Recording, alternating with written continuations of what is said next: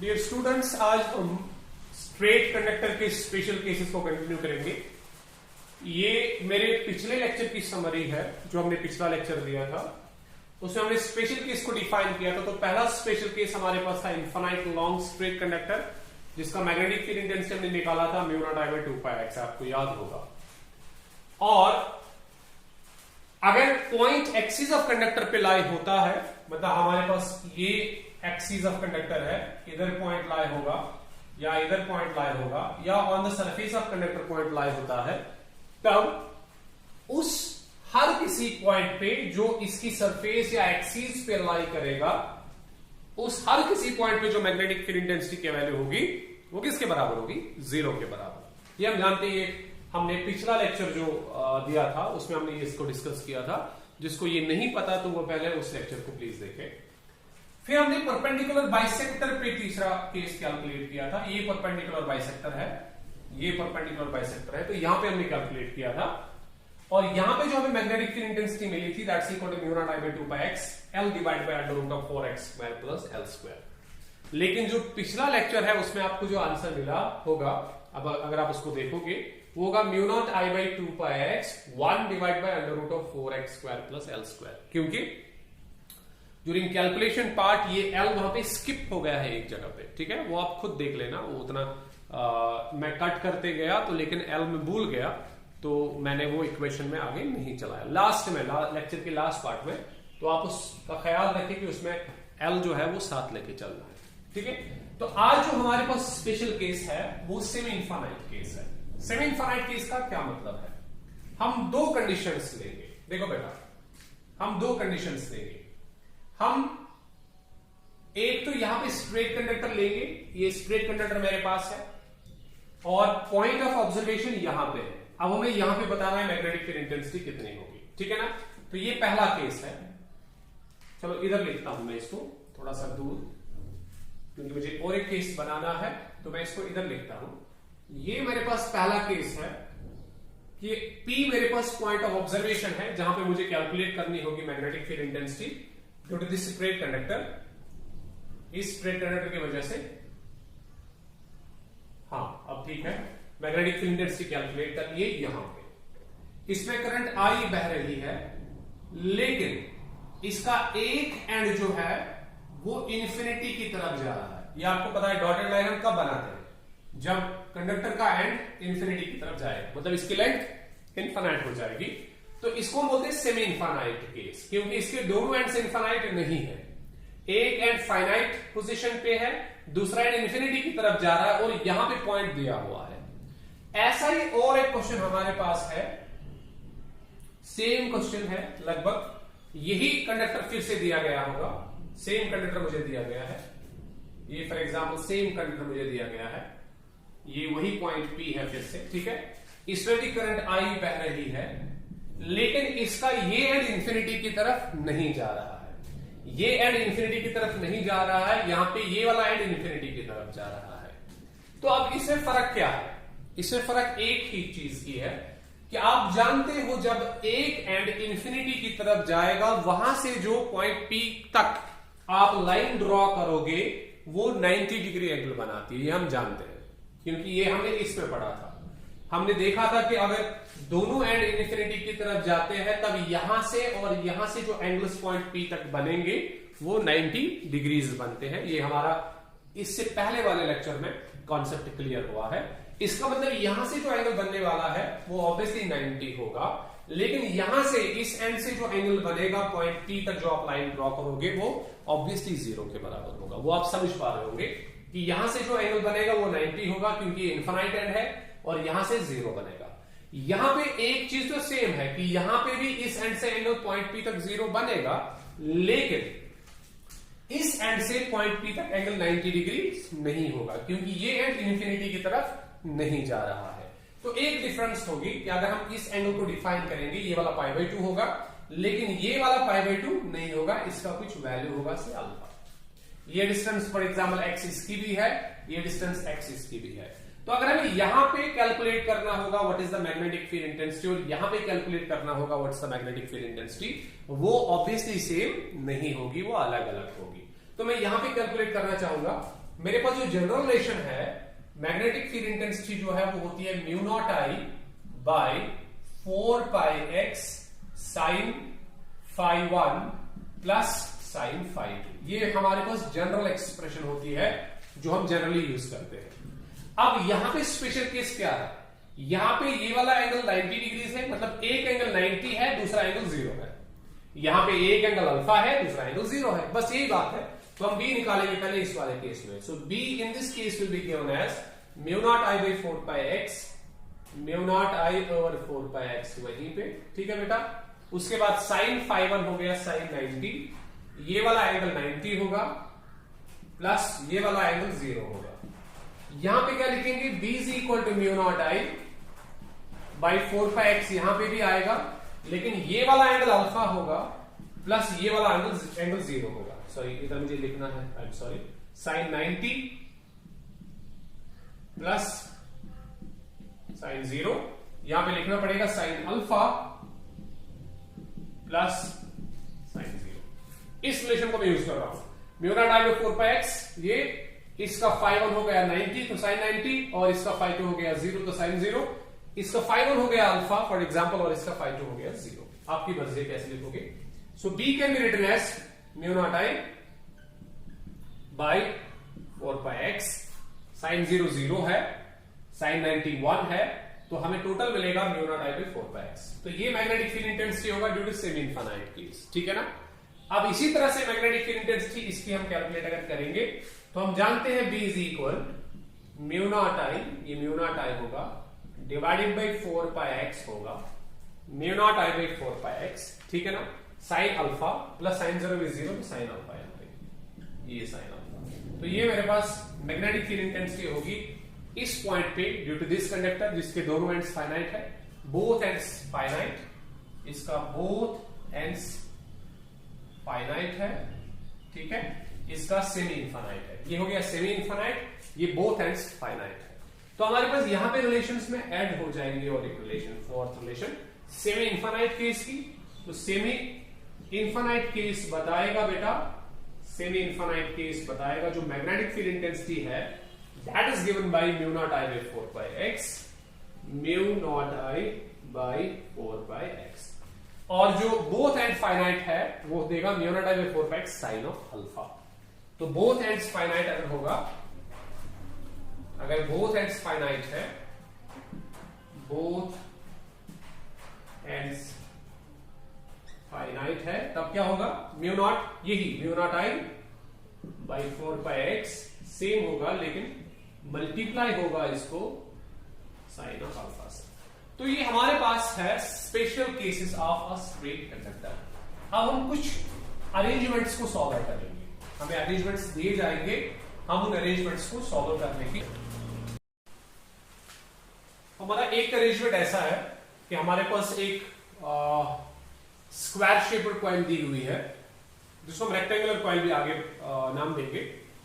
इस पे current I ऐसे फ्लो हो रही है, ऐसे करंट आई फ्लो हो रही है, यहां से यहां जाएगी, फिर यहां से दिखाई हुई है यहां पे, फिर उसके बाद इधर से दिखाई हुई है, ठीक है। हमें पता चलता है कि अगर सेंटर में एक पॉइंट लिया जाए तो इस सेंट्रल पॉइंट पे कितना मैग्नेटिक फील्ड इंटेंसिटी होगा, ठीक है। अब अगर आप देखोगे प्रॉपरली तो ये जो हमारे पास रेक्टेंगुलर कॉइल है इसको हम 4 स्ट्रेट कंडक्टर्स पे डिवाइड कर सकते हैं। ये एक स्ट्रेट कंडक्टर है, ये दूसरा स्ट्रेट कंडक्टर है, ये तीसरा है और ये चौथा है कि नहीं। हम क्या करेंगे, हमारा प्रोसीजर क्या होगा, हम देखेंगे ये स्ट्रेट कंडक्टर यहां पे कितना मैग्नेटिक फील्ड इंटेंसिटी प्रोड्यूस करेगा, ये वाला यहां पे कितना मैग्नेटिक फील्ड इंटेंसिटी प्रोड्यूस करेगा, ये कितना प्रोड्यूस करेगा और ये कितना प्रोड्यूस करेगा, ठीक है ना। और अगर उन सभी मैग्नेटिक फील्ड इंटेंसिटीज की डायरेक्शन सेम है, जैसे इसकी डायरेक्शन यहां पे होगी, अगर वैसी ही डायरेक्शन इसकी भी है, वैसी ही इसकी भी है, वैसे ही इसकी भी है, तब सारे फील्ड्स जो है वो एडप्ट होंगे। बिकॉज मैग्नेटिक फील्ड इंटेंसिटी एक नॉर्मल क्वांटिटी नहीं है, ये एक वेक्टर क्वांटिटी है। तो हमें अगर इनको ऐड करना होगा, यहां पे total magnetic field intensity calculate करनी होगी, तो हमें पहले वेक्टर सम देखना होगा। वेक्टर सम कैसे करते हैं, अगर सभी फील्ड्स की डायरेक्शन सेम इस सेंट्रल पॉइंट पे है तो सभी फील्ड्स एडप्ट होंगे। अगर अपोजिट डायरेक्शन दो फील्ड्स की है तो वो सब्ट्रैक्ट होते हैं। अगर ये some at some angle with each other है तो आप जानते होंगे क्लास 11th में, तब हम इनको वेक्टर सम करते।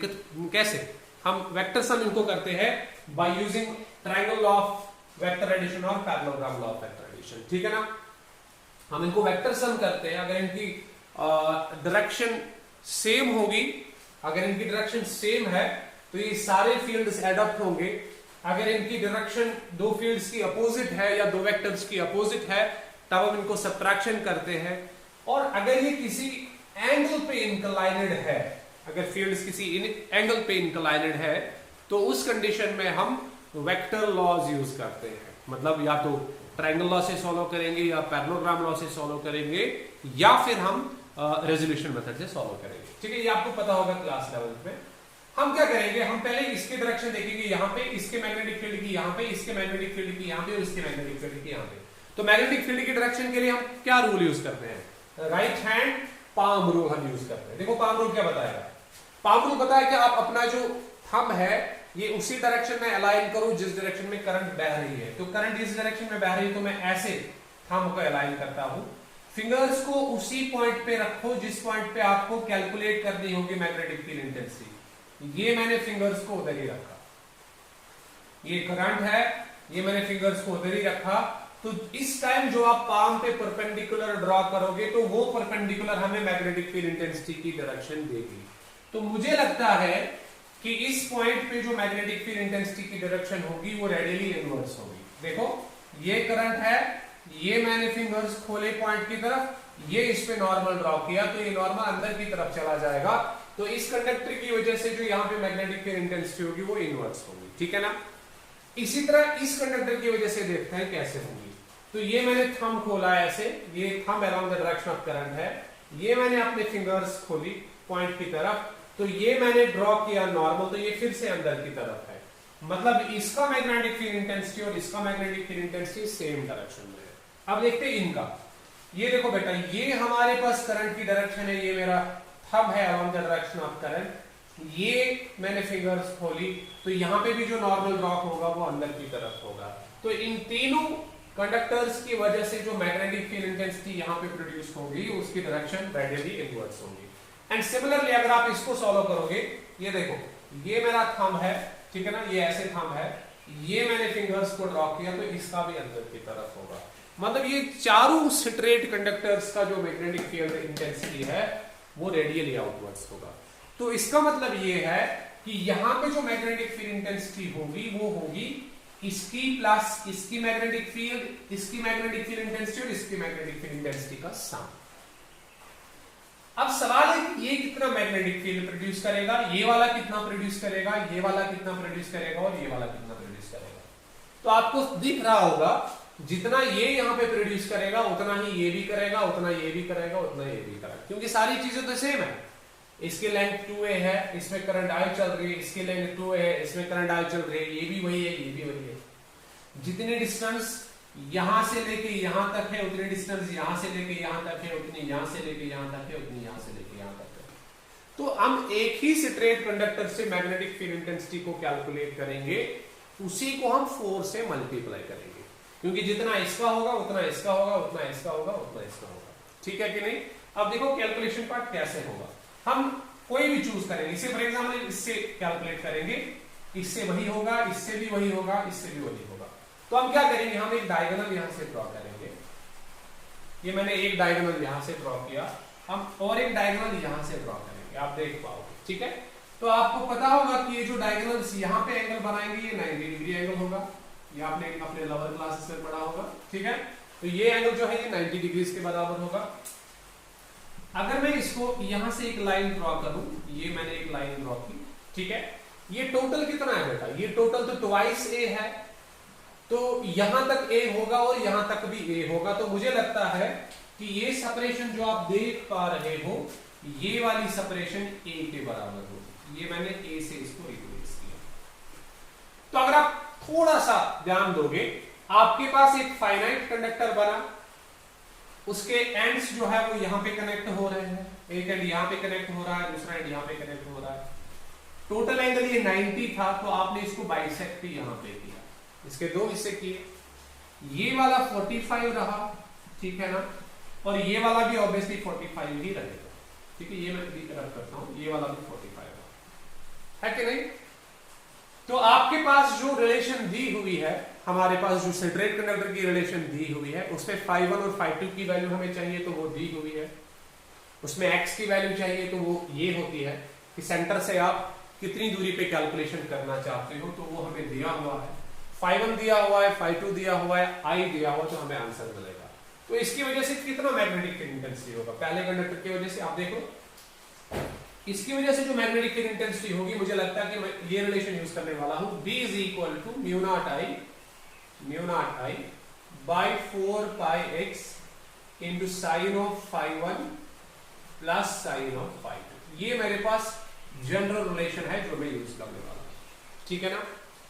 अब यहां पे साइन φ1 और साइन φ2 की वैल्यू हम सब्स्टिट्यूट करेंगे। साइन φ1 यहां पे 45 और यहां पे भी 45, तो मुझे मिलेगा B is equal to mu not I divided by 4πx, ठीक है ना।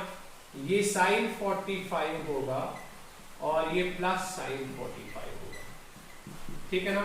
तो कितनी बार साइन 45 है, 2 बार साइन 45 मिलेगा। तो हम 2 बार साइन 45 को ऐसे सॉल्व करेंगे। ये वाला मैं पोर्शन रब कर देता हूं, ठीक है।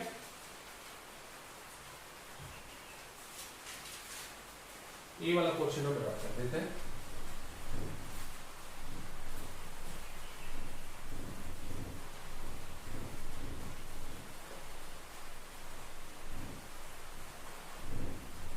हाँ, तो B जो है B लिखा जाएगा, B इज इक्वल, B हमारे पास मिलेगा mu not I by 4πx, mu not I by 4πx into 2 बार साइन ऑफ 45 होगा, ठीक है ना। ये 2 बार साइन ऑफ 45 होगा, ठीक है। तो ये मैग्नेटिक फील्ड इंटेंसिटी एक कंडक्टर की वजह से, लेकिन हमें चारों कंडक्टर इसकी वजह से निकालनी है यहाँ पे, क्योंकि उनके मैग्नेटिक फील्ड की डायरेक्शन सेम है। तो हमें जो टोटल मैग्नेटिक फील्ड इंटेंसिटी मिलेगी B टोटल, वो होगा 4 टाइम्स B, 4 टाइम्स B, है कि नहीं। तो B टोटल जो होगा वो होगा 4 टाइम्स B की वैल्यू कितनी है, mu not I by 4πx into 2 sine 45, ठीक है ना। ये 4 और 4 कैंसिल हो जाएगा, तो मुझे मिलेगा B total is equal to mu not I by πx multiplied by 2 into sine 45 कितना हो गया, 1/√2, साइन 45 हो गया, यस 1/√2, ठीक है ना। तो आंसर क्या मिलेगा, B total is equal to twice mu not I by √2πx लिखो, या आप ऐसे आंसर इसका लिख सकते हो, या आप इसको √2 का होल स्क्वायर बना के इधर √2 म्यू नॉट I में πx भी लिख सकते हो, है कि नहीं। कैसे, ये 2 जो है ना, ये 2 देखो, या तो इसका आंसर आप ये लिख सकते हो, या आप इसको ऐसे भी लिख सकते हो। हम इसको यहां पे सॉल्व करेंगे फिर से, कुछ ऐसे भी लिख सकते हो इसको आप।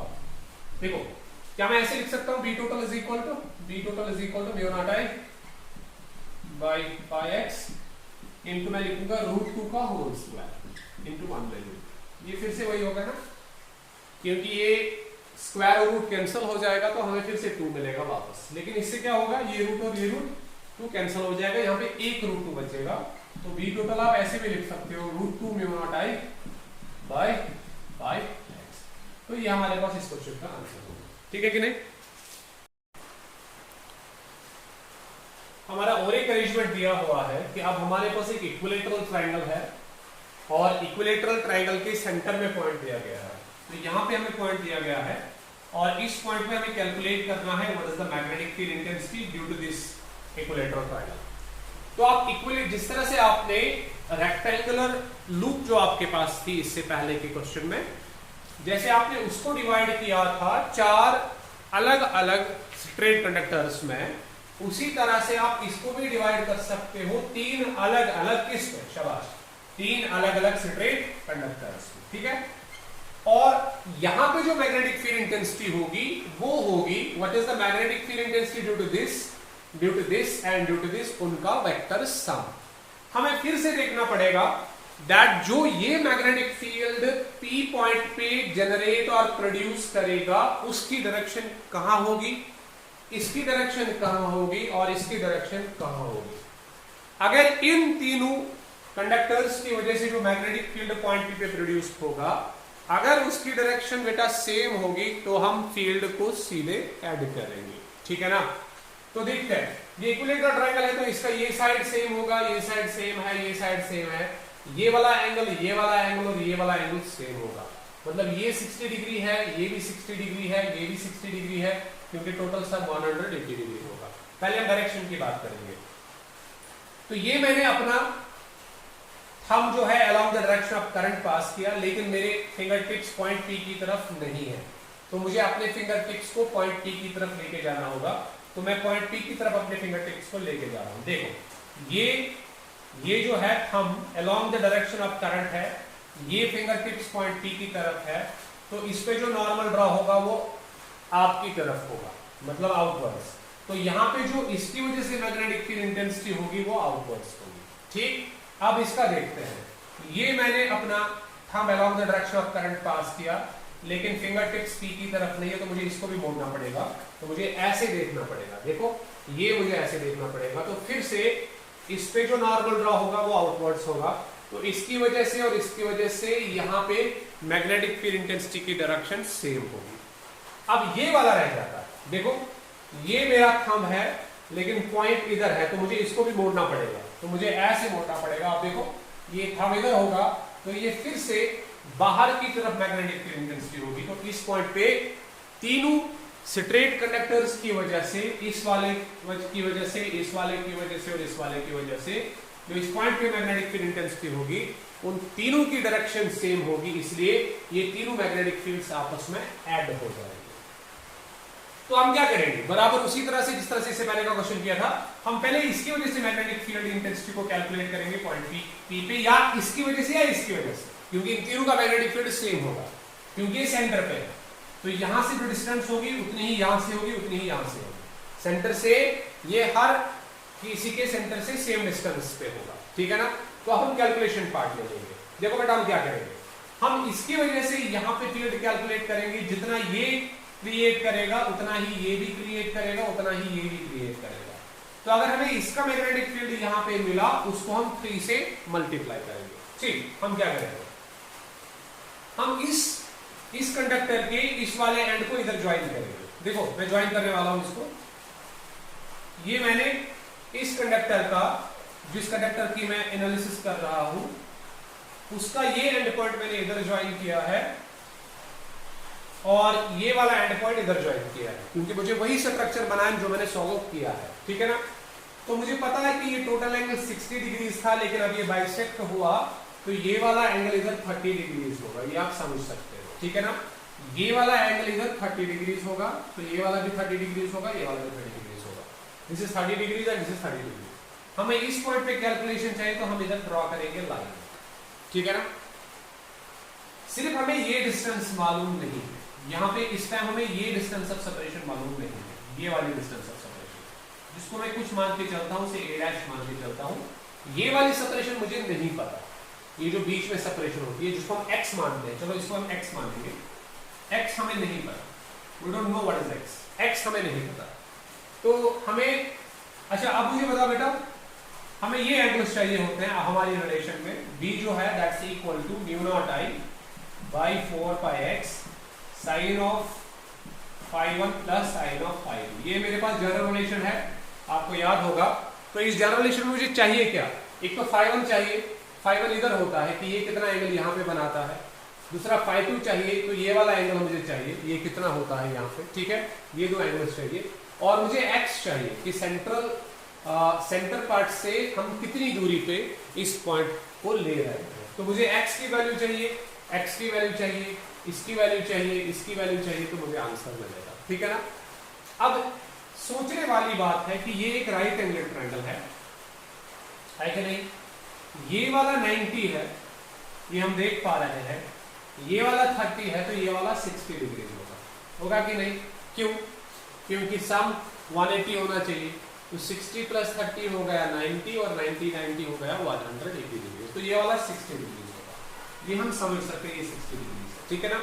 इसी तरह से ये वाला एंगल भी कितना होगा बेटा 60 डिग्री, क्योंकि ये 30 है ये 90 है तो ये 60 होना ही चाहिए। तो मुझे φ1 की वैल्यू मिली वो 60 है, मुझे φ2 की वैल्यू मिली वो भी 60 है, तो ये दोनों वैल्यूज मुझे मिले। अब मुझे सिर्फ x की वैल्यू चाहिए। x की वैल्यू को कैलकुलेट करने के लिए मैं थोड़ा सा इसको सॉल्व करता हूं। देखो ये जो है ये टोटल a है, यहां से लेके यहां तक जो साइड है वो a है, तो ये वाला साइड जो है a/2 होगा, ये वाला पार्ट भी a/2 होगा। तो इस ट्रायंगल को अगर आप देखोगे बेटा, इस ट्रायंगल पे मुझे बेस पता है, ये बेस मुझे पता है क्योंकि मैं ऐसे ऐसे ले लूंगा, हाँ ऐसे ले लूंगा, ये मुझे पता है, ये परपेंडिकुलर मुझे पता है। चलो इसको हम 30 डिग्री को ले लेंगे, 30 डिग्री बहुत आसान होगा। हम एंगल 30 डिग्री कंसीडर करेंगे तो ये परपेंडिकुलर होगा, ये बेस होगी और ये हाइपोटेन्यूज होगा। इस 60 को मैं थोड़ी देर के लिए रन करता हूं क्योंकि आप मुझे पता है ये 60 है, ठीक है, कैलकुलेशन पार्ट के लिए, वहां अदरवाइज मुझे कॉट कैलकुलेट करना पड़ेगा।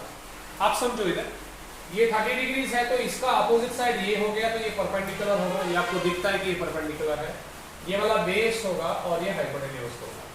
मुझे क्या पता है, a/2 मुझे पता है, बेस पता है, परपेंडिकुलर जानना है, एंगल पता है, तो मैं ट्रिग्नोमेट्रिक रेशो कौन सा यूज करूं जिसमें परपेंडिकुलर और बेस यूज होता है? सर हम tan यूज करेंगे, तो हम लिखेंगे tan of 30 degree, angle 30 degree हम लेंगे। आप 60 पे भी कैलकुलेट कर सकते हो, तब आपको कॉट कैलकुलेट करना पड़ेगा, या tan ही आप कैलकुलेट करोगे, उसमें कोई इशू नहीं होगा। tan 30 डिग्री होगा, परपेंडिकुलर इसके साथ ये है, क्योंकि एंगल मैंने ये लिया है तो इसका अपोजिट साइड ये होगा, तो परपेंडिकुलर x है, बेस इसका a/2 होगा, बेस इसका a/2 होगा, ये कैसे।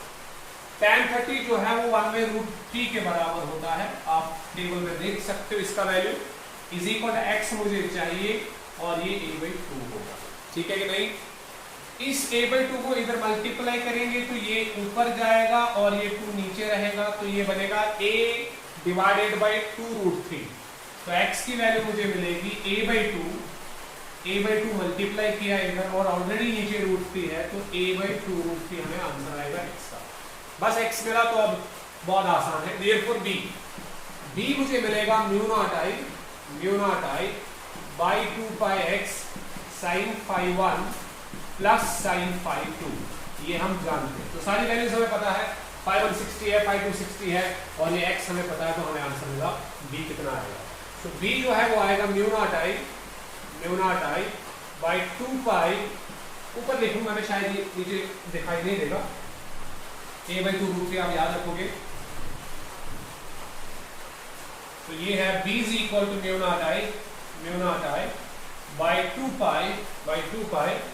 a/2√3, ये a/2√3 होगा x का वैल्यू, फिर sin 60 plus sin 60, sin 60 plus sin 60। आप समझ पा रहे होंगे कि sin 60 ये वाला एंगल 60 होगा, जो मैंने वीडियो में पहले ही दिखाया, आप उसको देख सकते हो। जैसे ये 2 और ये 2 कैंसिल हो जाएगा और ये √3 ऊपर जाएगा, है कि नहीं। हम पहले इसको ऐसे लिखेंगे, b is equal to μ0i by a, ये √3 ऊपर जाएगा, क्यों? जब आप इसको मल्टीप्लिकेशन में चेंज करेंगे a/√3 को, ये √3/a बन जाएगा, कुछ ऐसा।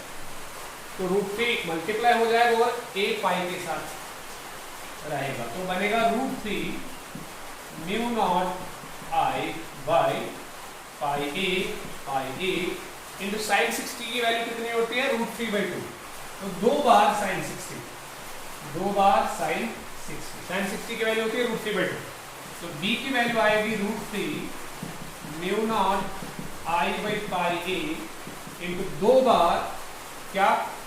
√3/2। ये 2 और 2 कैंसिल हो जाएगा, ये √3 इंटू √3 बन जाएगा, √3 का स्क्वायर, उसका स्क्वायर और रूट कैंसिल हो जाएगा, तो 3 बाहर निकलेगा, तो b हमें मिलेगा 3 μ0i by pi। लेकिन ये क्या मिला? ये मैग्नेटिक फील्ड इंटेंसिटी इसकी वजह से मिला, हमें तीनों की वजह से चाहिए, तो total magnetic field intensity 3 times होगा, तो b total is equal to 3 times ये 3 μ0i by pi a, b total होगा 9 μ0i by pi, ये आंसर। सॉरी तो इसलिए देखो ना, ये शायद गलत, यहाँ पे 4πx है ना, ये 4πx है ना, v जो है that's mu not I by 4πx sin phi 1 प्लस sin phi 2, तो ये 4 आएगा, 4, ये 2 2 आर 4 आएगा, तो यहाँ पे 2 आएगा, 2 आएगा, तो ये 2 होगा, तो यहाँ पे 2 होगा, ठीक है। तो ये हमारे पास इसका आंसर है, ठीक है। तो आप किसी भी बुक को उठा लो और वहां से कुछ और इसके न्यूमेरिकल्स आप कर सकते हो, इसके अरेंजमेंट्स आप सॉल्व कर सकते हो। जैसे कि मैं एक अरेंजमेंट आपको लिख के देता हूं, आप उसका खुद यूज करोगे, देखोगे आपको आता है कि नहीं आता।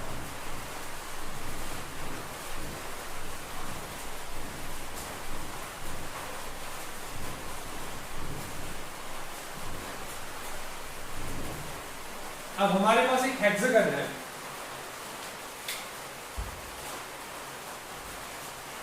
हमारे पास एक हेक्सागन है,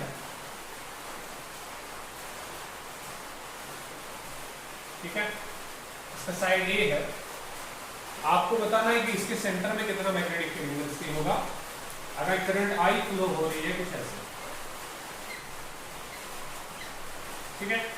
इसको आप ट्राई करोगे खुद ही, तो इसका भी सेम प्रोसीजर होगा जो प्रोसीजर आपने इन 2 क्वेश्चंस में किया, सेम प्रोसीजर आप इसके लिए भी यूज कर सकते हो, ठीक है।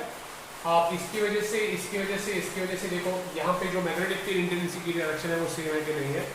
अगर सेम होती है तो सारे मैग्नेटिक फील्ड्स ऐड होंगे 6 टाइम्स 8 का, ठीक है। तो 8 का पहले निकालो, यहाँ पे फॉर एग्जाम्पल इसका निकालो, जैसे हमने वहां निकाला, आप 1 का निकालो फॉर एग्जाम्पल, ये ऐसे इस 1 का निकालो, तो ये हर कोई साइड ए है, इसका निकालो, यहाँ पे कितना मैग्नेटिक फील्ड इंटेंसिटी होगा, तो उसी को 6 से मल्टीप्लाई करोगे तो आपको आंसर मिलेगा, ठीक है। ओके।